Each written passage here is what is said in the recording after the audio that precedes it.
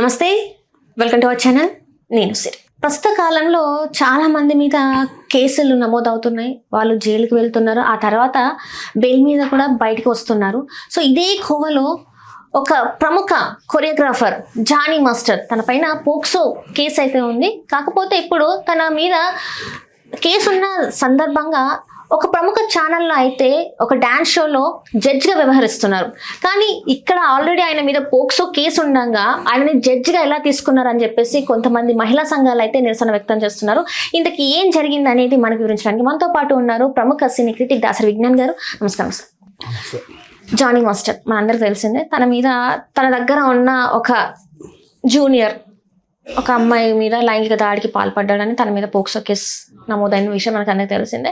అయితే ఇప్పుడు తను ఒక రియాలిటీ షోలో జడ్జ్గా ఉంటున్నాడు అనేది మన అందరికి తెలిసిందే. కాకపోతే ఇది దేనికి సంకేతం అని చెప్పేసి కొంతమంది మహిళా సంఘాలు అయితే క్వశ్చన్ చేస్తున్నారు. సోషల్ మీడియాలో దీని మీద పెద్ద ఎత్తున వానే చర్చ జరుగుతుంది. ఇది వాళ్ళు చేసే కరెక్టేనా?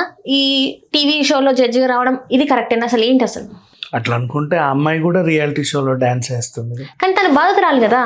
అంటే ఇక్కడ బాధితురాలైనా నేరస్తుడైనా ఇంకా రుజువు అవ్వలేదు. ఒకరి మీద ఒకరు ఎలిగేషన్స్ వేసుకున్నారు. నా తప్పేం లేదని ఆయన అన్నాడు, నీ తప్పు ఉందని తను గట్టిగా చెప్పింది. అండ్ ఇక్కడ ఈవిడ తరఫున వెయిటేజ్ ఏంటంటే తన ఇండస్ట్రీలో 100 మందితో పనిచేసింది, 100 మందిని టార్గెట్ చేసి చెప్పుండొచ్చు. ఇతనే అని ఎందుకు చెప్పినంటే అతని వల్ల ఈవిడేదో నష్టపోయింది, తన వల్ల ఏదో ఒక బాధ కలిగే సిచ్యువేషన్ అయితే ఫేస్ చేసింది కాబట్టి తను చెప్పింది.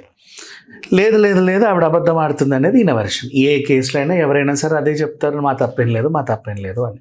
సరే ఇక్కడ విషయం ఏంటంటే ఈవిడ బాధితురాలైనా ఆయన బాధకి కారకుడైనా వాట్ ఎవర్ కోర్టు తీర్పు ఇచ్చేంత వరకు మనం ఎవరిని నేరస్తుడని కానీ నేరస్తురాలు అని కానీ నిరూపించడం మాత్రం జరగదు. కానీ కొన్ని విలువలు అయితే ఉంటాయి కదా, ఆ విలువల్ని మనం పాటించాల్సిన అవసరం ఉంది.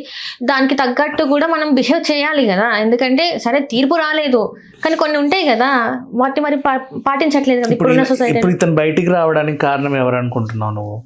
నేను అనుకోవడం అయితే పవన్ కళ్యాణ్ గారు వెనకాల ఉండి, లేకపోతే నాగబాబు గారు వెనకాల ఉండి తనకు కొంచెం పుషప్ ఇచ్చారేమో అని చెప్పేసి నేను అనుకుంటున్నాను. ఎందుకంటే గతంలో చూసుకున్నట్టయితే తను జనసేన పార్టీలో ఉన్నారు. ఆ తర్వాత ఎప్పుడైతే ఈ ఇష్యూ జరిగిందో ఆయనని బహిష్కరించిండ్రు పార్టీ నుంచి వెళ్ళి.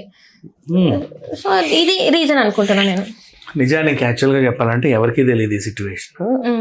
ఈవెన్ చాలా మంది కూడా ఈ విషయంలో జోక్యం చేసుకోవడానికి వాళ్ళే భయపడితే అసలు సంబంధం లేని మనిషి మంచు ఫ్యామిలీ నుంచి వెళ్ళింది.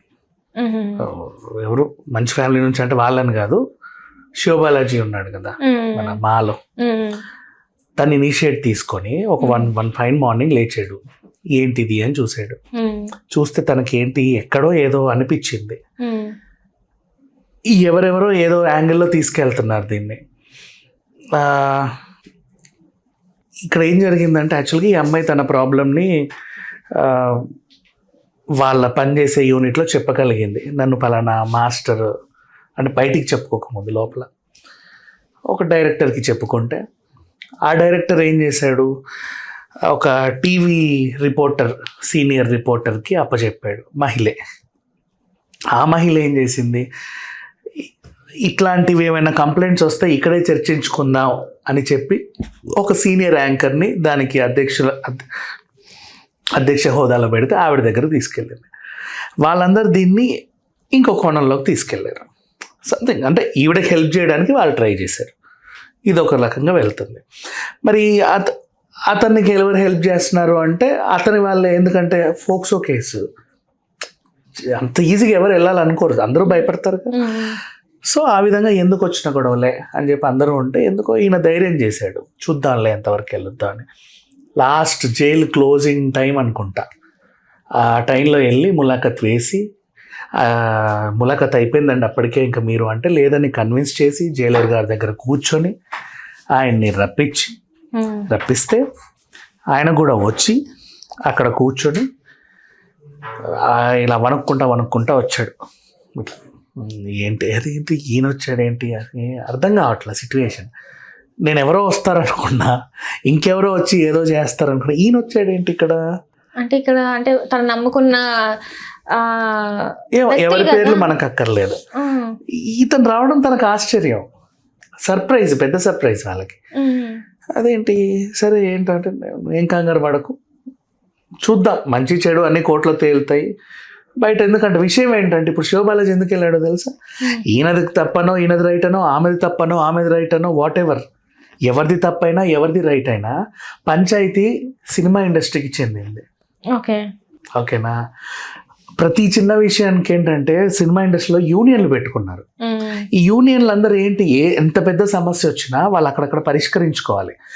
దాని తీవ్రత ఎక్కువైతే అప్పుడు లీగల్గా వెళ్తారు. ఫస్ట్ సమస్య ఏంటి అనేది ఇక్కడ మాట్లాడుకోవాలి కదా. కాకపోతే వీళ్ళు అక్కడ మాట్లాడకుండా డైరెక్ట్ ప్రెస్ మీట్లు పెట్టేస్తున్నారు. మాకు ఇలాంటి సమస్య వచ్చింది తెలుసా, మాకు మీరు అందరూ తెలుసుకోండి అని చెప్పేసి. దానికి ఇంకా యూనియన్లు పెట్టడం ఎందుకు? లాస్ట్ టైం విష్ణు గారు కూడా అన్నారు ఇట్లాంటివి. ఏమని, ఏ ఆర్టిస్ట్కైనా ఇలాంటిదన్నా మా అసోసియేషన్లో ఉన్న వాళ్ళకి ఎవరికైనా సరే ఏదైనా ప్రాబ్లం వస్తే ఇక్కడే సాల్వ్ చేసుకోండి. ఇక్కడ నీకు సాల్వ్ అవ్వలేదు, నీకు లీగల్గా సపోర్ట్ కావాలన్నా వాళ్ళు ఇస్తారు, పెద్ద విషయం కదా. అంటే ఏదో పెద్ద విషయం ఉందని చెప్పి దాన్ని మాఫీ చేసేసి ఎవరికి మూడో కంటికి తెలియకుండా చేయరు, అందరికీ న్యాయం చేస్తారు. కాబట్టి అసలు నిజమా కాదా ఫస్ట్ వీళ్ళు నిర్ధారించుకున్న తర్వాత నెక్స్ట్ బయటికి వెళ్ళిన. ఇప్పుడు మన ఇంట్లో ఒక సమస్య వచ్చింది, నిజమా కాదండి, మన ఇంటి పరువు కదా, నిజమా కాదా నిర్ధారించుకున్న తర్వాత మళ్ళీ నెక్స్ట్ బయటికి వెళ్ళినాం. వచ్చింది కదా అందరూ రోడ్డు మీద కలిసి ప్రెస్ మీట్ పెట్టరు కదా. ఇట్లా ఇండస్ట్రీకి సంబంధించి ఏదో జరుగుతుంది. ఒక కంప్లైంట్, ఒక పెద్ద కొరియోగ్రాఫర్ మీద ఆవిడ తన అసిస్టెంట్ కంప్లైంట్ చేసింది. మరి ఏం జరుగుంటుంది? ఏదో ఒకటి లేకుండే ఆవిడ కూడా కంప్లైంట్ ఇవ్వదు. సంథింగ్ వాళ్ళ మధ్య ఏముందో మనకు తెలియదు, తను ఏం చేశాడో మనకు తెలియదు. ఆ అమ్మాయి చెప్పింది ఇలా అని చెప్పేసి, అంటే ఏం లేకుండా అయితే టార్గెట్ చేయదు కదా. అది వాళ్ళ వ్యవహారం చూసుకున్నారు, వాళ్ళు కోర్టులో తేలుద్ది, అది మనకు అనవసరం. ఇక్కడ ఈయన్ని అక్కడ కలిసి ఫస్ట్ బెయిల్ నెక్స్ట్ ఆర్డర్ ఏదైతే వేసారో 7 daysలోనే వెంటనే బయటికి తీసుకొచ్చేసాడు. వెంటనే వీళ్ళందరికీ షాక్. ఇప్పటికీ అడుగు ఆత్మసాక్షిగా వీళ్ళు చెప్పుకుంటారు, కానీ పర్సనల్గా కలిస్తే. కానీ యాక్చువల్గా వీళ్ళు వాళ్ళ మధ్యలో అప్పుడే ఒక ఒప్పందం ఉంది, బయటికి ఏం చెప్పకు, అంత అవసరం లేదు.